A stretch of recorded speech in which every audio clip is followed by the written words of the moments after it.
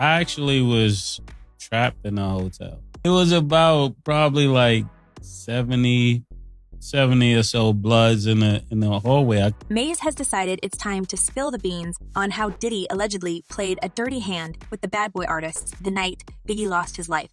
And guys, if you ever believed in Diddy's innocence, these revelations will shock you to the core. It's like a tale from a horror novel, and we've just reached its most sinister part. In a recent jaw-dropping interview, rapper Mase peeled back the layers on a chilling and less-known incident that unfolded on the night the notorious B.I.G. met his tragic end. Mase, also a former member of Bad Boy Records, has his own beef with Puffy, but he hardly expected things to take such a sinister turn for him. It was probably looking for more Bad Boy artists, and I couldn't even leave the room to... So Mase was taking a trip down a memory lane, but it wasn't joyful reminiscent of his past during Bay Boy times. Apparently, the rapper turned pastor hinted on that infamous night when Biggie Smalls was cruelly snatched from us. There was another demise planned.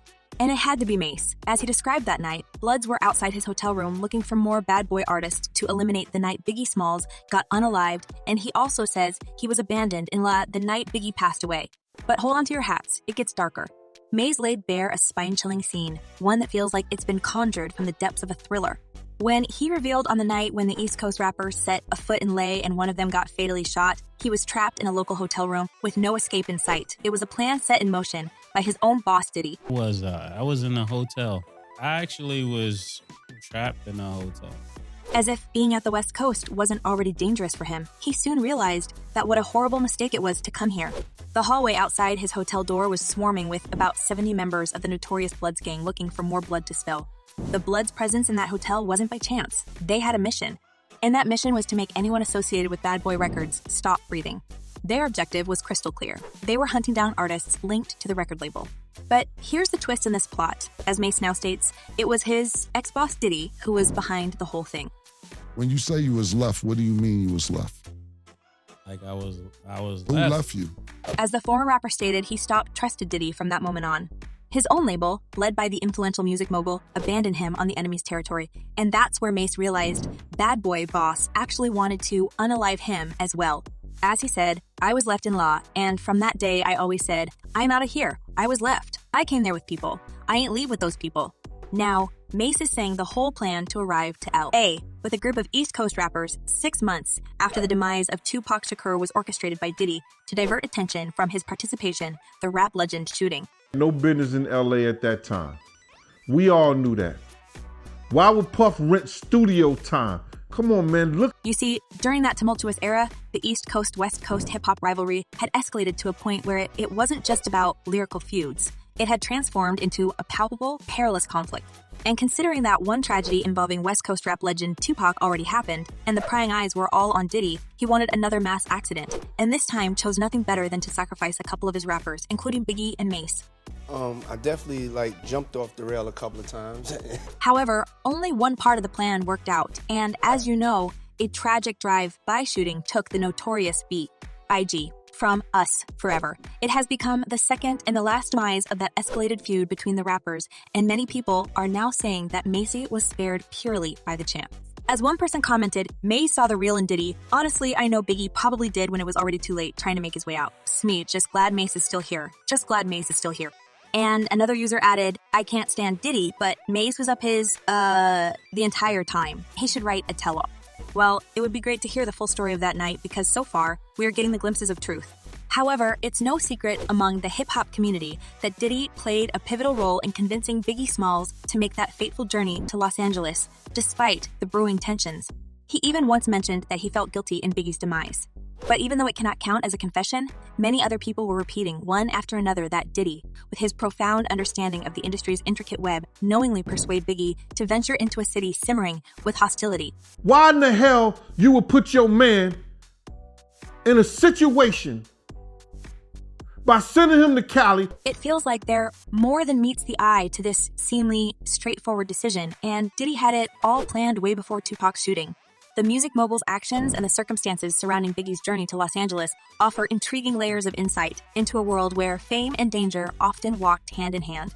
As Diddy himself said during his appearance at the Wendy Williams show, I think I'll always feel some sort of responsibility because I'm in this thing with him. He's my artist.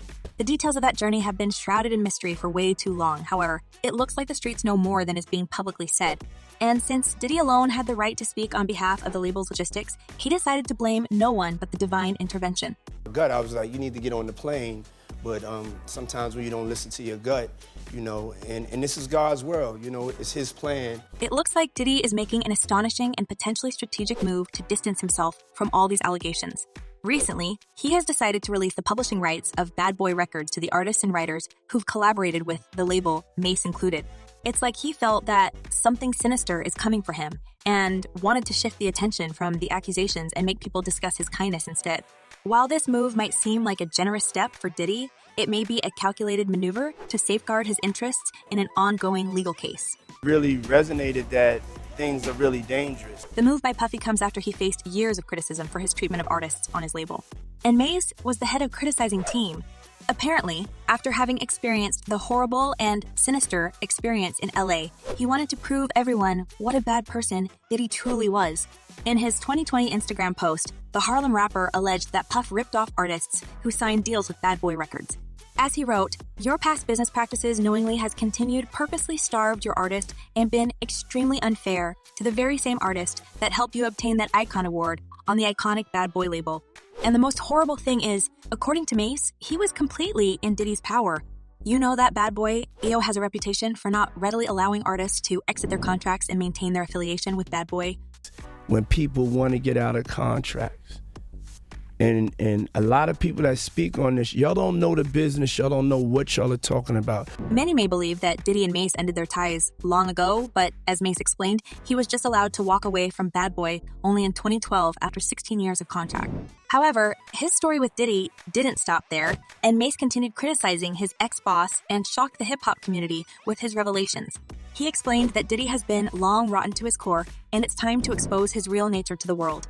As he stated, "When I see the hurt and pains of other people on Bad Boy, that motivates me to say something so I don't be deemed as a person who just made a bunch of money and turned a blind eye." So when Diddy gave him all his publishing rights back, he may have naively believed that this act would smooth out everything between them once and for all.